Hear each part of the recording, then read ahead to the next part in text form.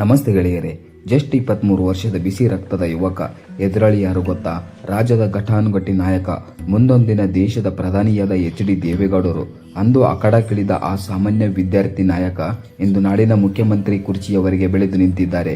Underworld ನಂಟಿನ ಆರೋಪ, IT ED raid, Tihar ಜೈಲು.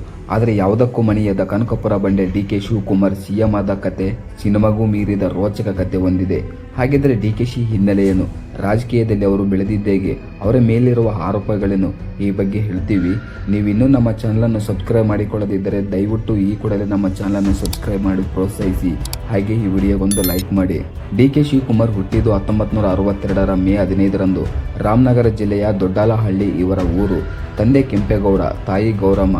1985ರಲ್ಲಿ ವಿಧಾನಸಭೆ ಚುನಾವಣೆ ಬಂತು. ಸಾತನೂರು ಕ್ಷೇತ್ರ. ಜನತಾ ಪಕ್ಷದಿಂದ ದಿಗ್ಗಜ ನಾಯಕ ದೇವೇಗೌಡರು ಕಣದಲ್ಲಿದ್ದರು. ಅವರ ವಿರುದ್ಧ ಕಾಂಗ್ರೆಸ್ನಿಂದ ಸ್ಪರ್ಧಿಸಿದ್ದು ಕೇವಲ 23 ವರ್ಷದ DKಶಿ. ಇಡೀ ರಾಜ್ಯವೇ ಆಶ್ಚರ್ಯದಿಂದ ನೋಡ್ತು. ಆ ಚುನಾವಣೆಯಲ್ಲಿ DKಶಿ 15,800 ಮತಗಳಿಂದ ಸೋತರು. ಆದರೆ ಆ ಸೋಲು ಗೆಲುವಿಗಿಂತ ದೊಡ್ಡದಾಗಿತ್ತು. ದೇವೇಗೌಡರಂತಹ ದಿಗ್ಗಜನ ಎದುರು ಆ ಯುವಕ ಬರೋಬ್ಬರಿ 29,800 ಮತ ಪಡೆದಿದ್ದ. ಅವತ್ತೇ DKಶಿ ಅಂದರೆ ಏನು ಅನ್ನೋದು ರಾಜ್ಯಕ್ಕೆ ಗೊತ್ತಾಯಿತು. ಸೋತರು DKಶಿ ಛಲ ಬಿಡಲಿಲ್ಲ.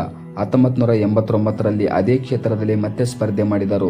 ಈ ಬಾರಿ ದೇವೇಗೌಡರನ್ನೇ ಮಣಿಸಿ ವಿಧಾನಸೌಧದ ಮೆಟ್ಟಲೇರಿದರು. ಬರೋಬ್ಬರಿ 13,650 ಮತಗಳ ಅಂತರದ ಭರ್ಜರಿ ಜಯ ಸಾಧಿಸಿದರು. ಅಂದೇ DKಶಿಗೆ ಕರ್ನಾಟಕದ ರಾಜಕಾರಣದ ಜಾಯಿಂಟ್ ಕಿಲ್ಲರ್ ಅಂದರೆ ದೈತ್ಯ ಸಮ್ಮರಿ ಎಂಬ ಬಿರುದು ಸಿಕ್ಕಿತ್ತು. ಗೆದ್ದಿದ್ದೇ ತಡ. 1990ರಲ್ಲಿ S ಬಂಗಾರಪ್ಪ ಸರ್ಕಾರದಲ್ಲಿ ಸಚಿವರಾದರು. ವಯಸ್ಸು ಕೇವಲ ಇನ್ನೂ 29. ಸಿಕ್ಕಿದ್ದು ಜೈಲು ಖಾತೆ. ಅಲ್ಲಿಂದ ಅವರ ಪವರ್ ಪಾಲಿಟಿಕ್ಸ್ ಶುರುವಾಯಿತು. SM ಕೃಷ್ಣ ಅವರನ್ನು ತಮ್ಮ ರಾಜಕೀಯ ಗುರುವಾಗಿ ಸ್ವೀಕರಿಸಿದರು. 1999ರಲ್ಲಿ ನಗರಾಭಿವೃದ್ಧಿ ಸಚಿವರಾದರು. ಇಡೀ ರಾಜ್ಯದ ಪ್ರಭಾವಿ ಲೀಡರ್ ಆಗಿ ಬೆಳೆದರು. 2004ರ ಕನಕಪುರ ಲೋಕಸಭಾ ಚುನಾವಣೆ ಸಾಕ್ಷಾತ್ ಮಾಜಿ ಪ್ರಧಾನಿ ದೇವೇಗೌಡರು ಕಣದಲ್ಲಿದ್ದರು. ಅವರನ್ನು ಸೋಲಿಸಲು DKಶಿ ಹೆಣೆದ ತಂತ್ರ ಇಡೀ ದೇಶವನ್ನೇ ದಂಗಾಗುವಂತೆ ಮಾಡಿತ್ತು. ಕೇವಲ ಓರ್ವ ಪತ್ರಕರ್ತೆಯಾಗಿದ್ದ ತೇಜಸ್ವಿನಿ ಗೌಡ ಅವರನ್ನು ನಿಲ್ಲಿಸಿದರು. ಲಕ್ಷಕ್ಕೂ ಅಧಿಕ ಓಟ್ಗಳಿಂದ ದೇವೇಗೌಡರನ್ನು ಸೋಲಿಸಿ 3ನೇ ಸ್ಥಾನಕ್ಕೆ ತಳ್ಳಿದರು. DKಶಿಯ ಆರ್ಗನೈಸೇಷನ್ ಪವರ್ ಇಡೀ ದೇಶಕ್ಕೆ ಪರಿಚಯವಾಯಿತು. ಒಂದು ಕಡೆ ರಾಜಕೀಯ ಶಕ್ತಿ, ಇನ್ನೊಂದು ಕಡೆ ಆರ್ಥಿಕ ಸಾಮ್ರಾಜ್ಯ. National education foundation, global academy ಅಂತ ದೊಡ್ಡ ಶಿಕ್ಷಣ ಸಂಸ್ಥೆಗಳನ್ನು ಕಟ್ಟಿದರು. 2013ರಲ್ಲಿ 250 ಕೋಟಿ ಇದ್ದ ಅವರ ಆಸ್ತಿ 2023ರ ಹೊತ್ತಿಗೆ 1,413 ಕೋಟಿಗೆ ಏರಿಕೆ ಕಂಡಿತ್ತು. 2013ರಲ್ಲಿ ಕಾಂಗ್ರೆಸ್ 122 ಸೀಟಿ ಗೆದ್ದು ಅಧಿಕಾರಕ್ಕೆ ಬಂತು. ಸಿದ್ದರಾಮಯ್ಯ CM ಆದರು. ಆದರೆ DKಶಿಗೆ ಮಂತ್ರಿಗಿರಿ ಸಿಗಲಿಲ್ಲ. ಅಕ್ರಮದ ಗಣಿಗಾರಿಕೆ ಆರೋಪದ ನೆಪವೊಡ್ಡಿ ಅವರನ್ನು ಮೂಲೆ ಗುಂಪು ಮಾಡಲಾಯಿತು. ಆದರೆ ಸುಮ್ಮನೆ ಕೂರುವ ಜಯಮಾನ DKಶಿಯದಲ್ಲ. ದಿಲ್ಲಿಗೆ ಹೋಗಿ ಪಟ್ಟು ಹಿಡಿದು ಲಾಬಿ ಮಾಡಿದರು. 2014ರಲ್ಲಿ ಇಂಧನ ಸಚಿವರಾಗಿ ದರ್ಬಾರ್ ಶುರು ಮಾಡಿದರು. ಪಾವಗಡದಲ್ಲಿ ಏಷ್ಯಾದ ಅತಿ ದೊಡ್ಡ ಸೋಲಾರ್ ಪಾರ್ಕ್ ನಿರ್ಮಿಸಿ ತಾನೊಬ್ಬ ನುರಿತ ಆಡಳಿತಗಾರ ಎಂಬುದನ್ನು ಸಾಬೀತು ಮಾಡಿದರು. 2018ರ ವಿಧಾನಸಭಾ ಚುನಾವಣೆಯಲ್ಲಿ ಸೀನ್ ರಿವರ್ಸ್ ಆಯಿತು. ಕಾಂಗ್ರೆಸ್ JDS ಮೈತ್ರಿ ಸರ್ಕಾರ ಬಂತು. ಯಾರು ಬದ್ಧ ವೈರಿಯಾಗಿದ್ದಾರೋ ಅದೇ ಕುಮಾರಸ್ವಾಮಿ ಅವರ ಪಕ್ಕದಲ್ಲಿ ನಿಂತು ದೋಷಿ ಸರ್ಕಾರವನ್ನು ಕಾಯುವ ಕಾವಲ್ಗಾರನಾದರು. ದೇಶದ ಯಾವುದೇ ಮೂಲೆಯಲ್ಲಿ ಕಾಂಗ್ರೆಸ್ಗೆ ಸಂಕಷ್ಟ ಬಂದರೂ ಹೈಕಮಾಂಡ್ ಕೇಳುತ್ತಿದ್ದುದು ಒಂದೇ ಹೆಸರು, DKಶಿ ಬನ್ನಿ ಅಂತ. ಮಹಾರಾಷ್ಟ್ರದ ವಿಲಾಸರಾವ್ ದೇಶ್ಮುಖ್ ಸರ್ಕಾರ ಬೀಳುವಾಗ ಶಾಸಕರನ್ನು ರಕ್ಷಿಸಿದರು. 2017ರಲ್ಲಿ ಗುಜರಾತ್ ರಾಜ್ಯಸಭಾ ಚುನಾವಣೆಯಲ್ಲಿ ಅಹಮದ್ ಪಟೇಲ್ ಗೆಲ್ಲಿಸಲೇಬೇಕಾದ ಅನಿವಾರ್ಯತೆ ಇತ್ತು. 44 ಗುಜರಾತ್ ಶಾಸಕರನ್ನು ಬೆಂಗಳೂರಿನ ಈಗಲ್ಟನ್ ರೆಸಾರ್ಟ್ನಲ್ಲಿಟ್ಟು ಕಾವಲು ಕಾದರು. IT ರೇಡ್ ಆಯಿತು. 300 ಕೋಟಿ ಆಸ್ತಿ ಪತ್ತೆಯಾಯಿತು ಅಂದ್ರು. ಆದರೂ DKಶಿ ಶಾಸಕರನ್ನು ಬಿಟ್ಟುಕೊಡಲೇ ಇಲ್ಲ. IT ED CBI ತನಿಖೆಗಳು DKಶಿಯನ್ನು ಬೆನ್ನತ್ತಿದವು.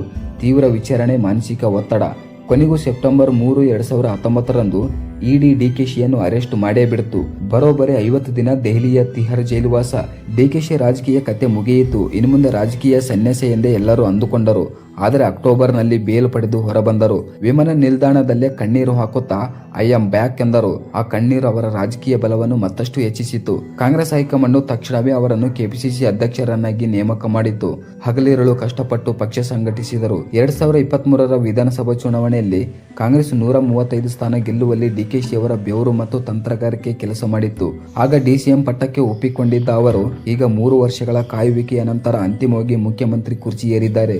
23 23ನೇ ವಯಸ್ಸಿಗೆ ಸಾತನೂರಿನಲ್ಲಿ ಶುರುವಾದ ಇವರ ಪಯಣ ಇಂದು ರಾಜ್ಯದ ಅತ್ಯುನ್ನತ ಹುದ್ದೆಯವರೆಗೆ ಬಂದು ನಿಂತಿದೆ. ಅಂದು ದೇವೇಗೌಡರ ವಿರುದ್ಧ ತೊಡೆತಟ್ಟಿದ ಯುವಕ ಕಂಟಕಗಳನ್ನು ಎದುರಿಸಿ ಬಂಡೆಯಂತೆ ನಿಂತು ಇಂದು ಇಡೀ ರಾಜ್ಯದ ಚುಕ್ಕಾಣಿ ಹಿಡಿದಿದ್ದಾರೆ. ಇದು ಕೇವಲ ರಾಜಕೀಯವಲ್ಲ, ಛಲ, ಹೋರಾಟ ಮತ್ತು ತಾಳ್ಮೆಯ ಅಪ್ಪಟ ಕತೆ. ಗೆಳೆಯರೆ, ರಾಜ್ಯದಲ್ಲಿ ಡಿಕೆಶಿ ಅವರ ಮುಂದಿನ ಆಡಳಿತ ಹೇಗಿರಬಹುದು? ನಿಮ್ಮ ಅನಿಸಿಕೆ ಅಭಿಪ್ರಾಯಗಳನ್ನು ಕಾಮೆಂಟ್ ಬಾಕ್ಸ್ನಲ್ಲಿ ತಿಳಿಸಿ. ಹಾಗೆ ಈ ವಿಡಿಯೋ ಇಷ್ಟವಾಗಿದ್ದರೆ ದಯವಿಟ್ಟು ನಮ್ಮ ಚಾನಲ್ನ ಸಬ್ಸ್ಕ್ರೈಬ್ ಮಾಡಿ ಪ್ರೋತ್ಸಾಹಿಸಿ. ಧನ್ಯವಾದಗಳು.